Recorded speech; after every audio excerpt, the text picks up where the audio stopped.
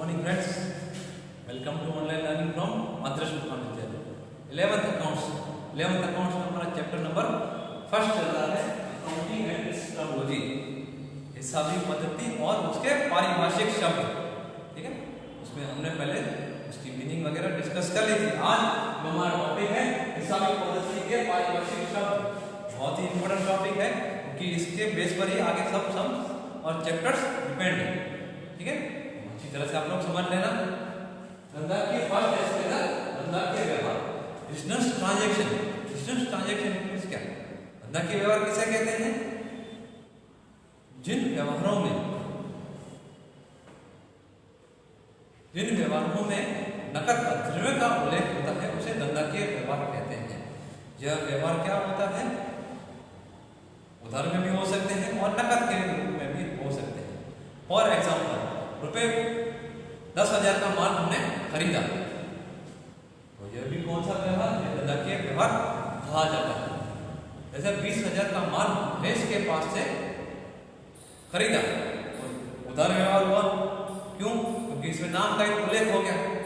अभी यह कौन सा व्यवहार कहा जाएगा? धंधाकीय व्यवहार। तीसरा, फॉर एग्जाम्पल कि 20,000 की नकद और 10,000 की संपत्ति धंधे का मालिक धंधे में लेके आए, यह भी एक धंधाकीय व्यवहार ही गिना जाता है। ठीक है, इसके बाद सेकंड है घटना और बनाव, यानी इवेंट। घटना और बनाव यानी धंधे में कोई भी व्यवहार, जिस तरह से व्यवहार होते हैं उसे घटना या व्यवहार कहा जाता है। जैसे कि फॉर एग्जाम्पल 12,000 का माल परचेज किया, उसमें 3,000 वेजेस के चुका है। परचेज किया 12,000 में, 3,000 हमने वेजेस के चुका यानी खर्चा किया और उसे 20,000 में बेच दिया। तो यह क्या? एक बनाव, धंधे में घटना हुई। 12,000 में परचेज किया था, 3,000 में बेचा, यानी 3,000 के वेजेस के चुका है और 20,000 में उसको बेच दिया और इसमें क्या 5,000 हमको प्रॉफिट। ठीक है, यह एक घटना की जाती है या धंधे बनाव कहा जाता है। इसमें धंधाकीय व्यवहार को एक घटना कहा जाता है। ठीक है, इसके बाद थर्ड नंबर है पूंजी यानी कैपिटल।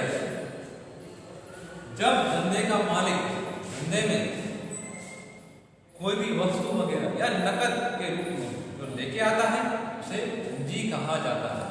वह नकद स्वरूप में भी हो सकती है, देनदार के स्वरूप में भी हो सकती है या संपत्ति के स्वरूप में भी हो सकती है। ठीक है, पूंजी का वर्ड आपको हर एग्जाम में देखने को मिलेगा। प्लीज आप इसे का कंसेप्ट जरूर क्लियर कर लेना। इसके बाद फोर्थ है आहरण, राइट्स। जब धंधे का मालिक धंधे में से कोई भी वस्तु या नकद स्वरूप में जो लेके जाता है उसे आहरण कहते हैं। आहरण नकद के स्वरूप में भी हो सकता है या वस्तु के स्वरूप में भी हो सकता है। ठीक है, इसके बाद है दायित्व। दायित्व किसे कहते हैं? जब धंधे का जब मालिक कुछ भी रकम उधार में यानी कोई भी वस्तु उधार में खरीदता है उसे दायित्व कहते हैं। क्यों? क्योंकि फ्यूचर में उसको रकम वगैरह चुकानी पड़ेगी।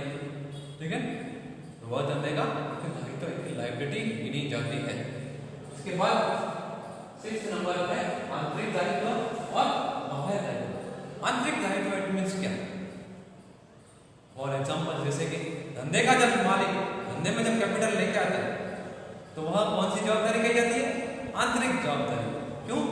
कि वह धंधे की वह जवाबदारी है कि उस पूंजी में से लाभ कमाकर उसके धंधे के मालिक को दे।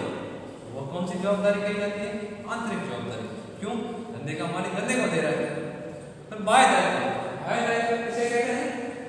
जब धंधे का मालिक अन्य किसी पक्षकार या तीसरे पक्षकार से, फर्स्ट पक्षकार धंधा, सेकंड उसका बिजनेस मालिक और तीसरा कौन? तीसरे व्यक्ति से उधार पर जब वस्तु खरीदे वह क्या कहा जाता है? बाह्य दायित्व कहा जाता है।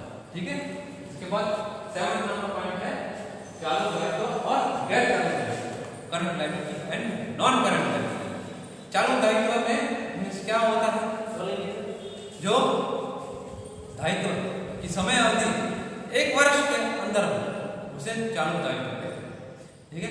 और एग्जाम्पल जैसे कि bank body, creditors, bills payable, यह सभी का समावेश किसमें होता है? चालू दायित्व में। और गैर चालू दायित्व किसे कहते हैं?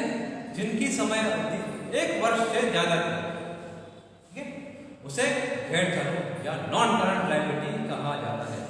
जिनकी समय अवधि 1 वर्ष के अंदर की उसे चालू दायित्व, उनकी समय अवधि 1 वर्ष से ज्यादा की उसे गैर चालू दायित्व कहा जाता है। उनमें बैंक बॉडी का समावेश, बैंक लोन का समावेश होता है, डिवेंचर का समावेश होता है, या जो हमको लॉन्ग टर्म में जवाबदारी पे करनी पड़ती है उसे गैर चालू दायित्व कहा जाता है। इसके बाद 1 नंबर है संपत्ति, एसेट्स किसे कहते हैं?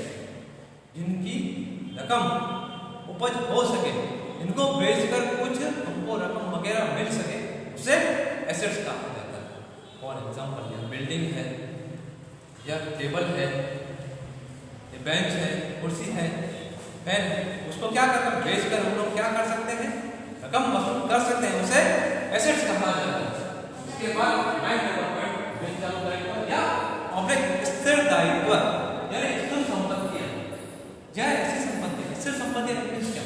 इनकी समय अवधि 1 वर्ष से ज्यादा की, उसे स्थिर संपत्तियां कहते हैं। जैसे कि बिल्डिंग है, उसकी समय अवधि क्या हो? लंबी होगी, 10 वर्ष, 15 वर्ष। कंप्यूटर है, उसकी समय अवधि क्या होगी? उसको यूज कितना समय तक कर सकते हैं? 4 साल, 5 साल, 10 साल। तो जिनकी समय अवधि 1 वर्ष से ज्यादा की हो, उसे स्थिर संपत्तियां या बिन चालू नॉन करंट लायबिलिटी कहा जाता है। इसके बाद 10 नंबर पॉइंट दृश्य संपत्तियां, जिन संपत्तियों को देख सके, छू सके, ऐसी संपत्तियों को दृश्य संपत्ति कहते हैं। जैसे कि ये बिल्डिंग है, टेबल है, बेंचेस है, मशीनरी है, मोटरसाइकिल है, कार है, उसको क्या छू सकते हैं? उन्हें कौन सी संपत्ति कहा जाता है? दृश्य संपत्तियां कहा जाता है। इसके बाद अदृश्य संपत्तियां, इंटेंजिबल एसेट्स, इनके नाम से ही प्रतीत होता है कि अदृश्य संपत्तियां, जिनको हम लोग छू नहीं सकते, उसे अदृश्य संपत्तियां कहा जाता है। अदृश्य संपत्तियों किन किन का समावेश होता है? गुडविल, पेटेंट, ट्रेडमार्क, कॉपीराइट वगैरह का समावेश होता है। इन सब आइटम्स को बाद में डिस्कस कर लेंगे, ठीक है। इसके बाद आता है चालू संपत्तियां।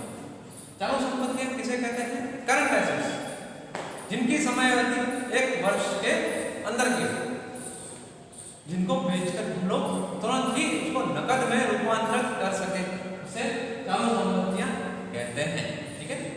जैसे कि कैश बैलेंस है, बैंक बैलेंस है, स्टॉक है, बिल्स रिसीवेबल है, तो क्या जल्दी से जल्दी हम लोग नकद में रूपांतरित कर सकते हैं, उसे चालू संपत्तियां कहते हैं।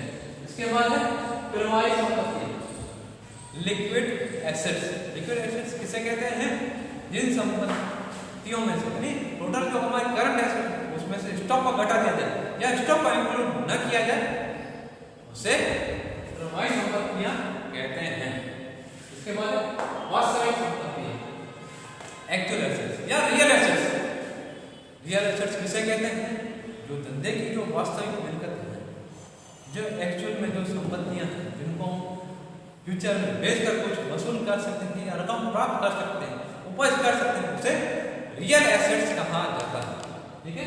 इसके बाद है अवास्तविक संपत्तियां, यानी फिक्टिशियस एसेट्स, जो संपत्तियां हमारे धंधे की वास्तविक संपत्तियां नहीं है, सिर्फ दिखाने के लिए ही उसे एसेट साइड दिखाया जाता है। उन खर्चों, यानी उसको क्या किया जाता है? एसेट साइड अवास्तविक संपत्ति के रूप में दिखाया जाता है। फिक्टिशियस एसेट धंधे की एसेट्स नहीं है, परंतु उसका लाभ हमको कई सालों तक, 5 साल, 10 साल तक हमको होगा। जैसे कि हमने डिस्काउंट ऑन डिवेंचर इशू किया, तो उसका डिवेंचर का जो डिस्काउंट है, उसको 5 साल तक अलग अलग तरह से राइट ऑफ करेंगे, अपेक्षित करते जाते हैं। शेयर इशू किया, शेयर इशू करने के पीछे जो एक्सपेंस हुआ, वो उसका बेनिफिट हमको लंबे समय तक मिलेगा, क्योंकि हम उसको ऐसे एसेट्स वगैरह में के रूप में दिखाते हैं। इसके बाद आवक, यानी निश्चित धंधे में किसी भी प्रकार की हमको आवक हो सकती है। जैसे कि धंधे में हमने सेल किया, वो रेंट मिला, भाड़ा वगैरह मिला, या कमीशन मिली, या रेम्यूनरेशन मिला, किसी भी तरह की हमको आवक वगैरह जो धंधे में होती है उसे रिसिप्ट के रूप में जाना जाता है। फिर 17 नंबर है पूंजी आवक। कैपिटल इनकम जो है धंधे में बार बार नहीं होती, जो कई वर्षों में 2-3 साल में एक बार होती है, उसे पूंजीगत आवक कहते हैं। यह आवक मुख्य रूप से कहां से होती है? सेल ऑफ एसेट्स जैसे होती है।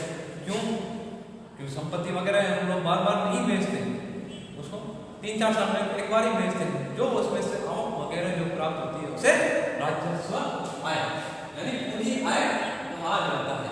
फिर इसके बाद है राजस्व आय। तो धंधे में जो बार बार जो आवक होती रहती है उसे राजस्व आय कहते हैं, रेवेन्यू इनकम कहते हैं। कौन कौन सी रेवेन्यू इनकम होती है? जैसे कि सेल के द्वारा वस्तु का विक्रय किया, हमको कमीशन वगैरह मिली, रेंट मिला, ये जो आवक जो धंधे में बार बार जो आवक होती रहती है उसे राजस्व आय कहते हैं। इसके बाद है भुगतान, पेमेंट। नहीं, धंधे को चलाने के लिए हमको कई सारे खर्च करने पड़ते हैं, जैसे कि वेतन वगैरह देना पड़ता है, वेजिस देनी पड़ती है, मजदूरी देनी पड़ती है, स्टेशनरी खर्च करना पड़ता है, इलेक्ट्रिसिटी बिल देना पड़ता है, ठीक है ना। इस तरह के जो खर्च वगैरह किए जाते हैं, या हमने वस्तु वगैरह परचेज की है उसके पीछे भी हमको रकम चुकानी पड़ती है, उसे क्या कहा जाता है? भुगतान कहा जाता है, ठीक है। इसके बाद 20 नंबर पॉइंट पूंजीगत खर्च, कैपिटल एक्सपेंडिचर। कैपिटल एक्सपेंडिचर किसे कहते हैं? जो खर्च धंधे में बार बार न किए जाते, 3-4 साल में या 1 साल से ज्यादा के समय अवधि के लिए किया जाता हो उसे पूंजीगत खर्च कहते हैं। जैसे कि मशीनरी परचेस की, हमने कंप्यूटर परचेस किया, बिल्डिंग परचेस की, या हमने कंस्ट्रक्शन का कुछ काम कराया, तो वो उसकी समय अवधि क्या 1 साल से ज्यादा होती है, उसे कौन सा खर्च कहा जाता है? पूंजीगत खर्च। फिर राजस्व खर्च, धंधे को चलाने के लिए जो धंधे में बार बार जो खर्चे किए जाते हैं उसे राजस्व खर्च कहते हैं। जैसे कि स्टेशनरी खर्च, वेजेस वगैरह चुकाए, सैलरी चुकाई, वह खर्च कौन से खर्च कहा जाता है?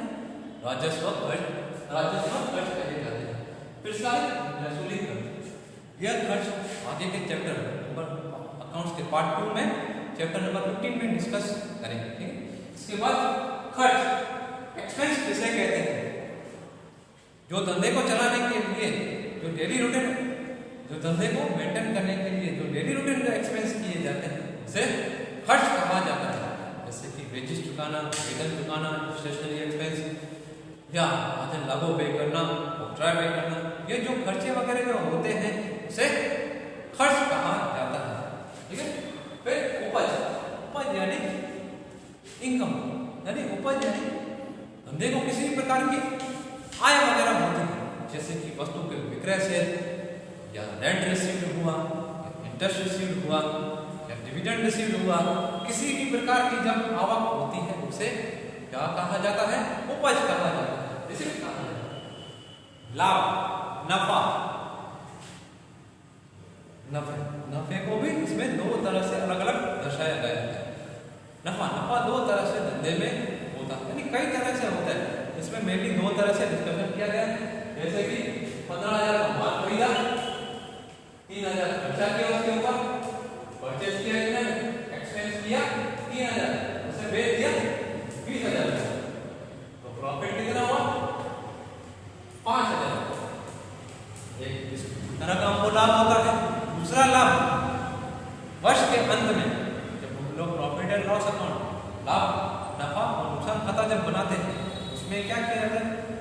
सब आवक में से सभी खर्चों को लेस कर देते हैं, तो हमको जो नफा होता है, जो रकम मिलती है उसे नफा या प्रॉफिट कहते हैं। धंधे के लिए लाभ यह बहुत ही आवश्यक है, इसके द्वारा ही धंधा हमारा बिजनेस हमेशा चलता आता है, इस पर ही सब भी एक्टिविटी बिजनेस की जुड़ी हुई है। आई होप सो 25 के 25 पॉइंट आपको समझ में आ गई हो। आप इन पॉइंट को अच्छी तरह से डिटेल में बुक में से रीड करना, कुछ भी डाउट हो तो मुझे फोन करके पूछ सकते हैं। आज के लिए इतना ही, ठीक है। कल और डिस्कस कर लेंगे। जो 42 पॉइंट्स हैं 26 के लेके 42 तक बाकी जब पॉइंट डिस्कस कर लेंगे। प्लीज़ आप उन पॉइंट को अच्छी तरह पढ़ा। ठीक है, आज के लिए इतना ही। Thank you.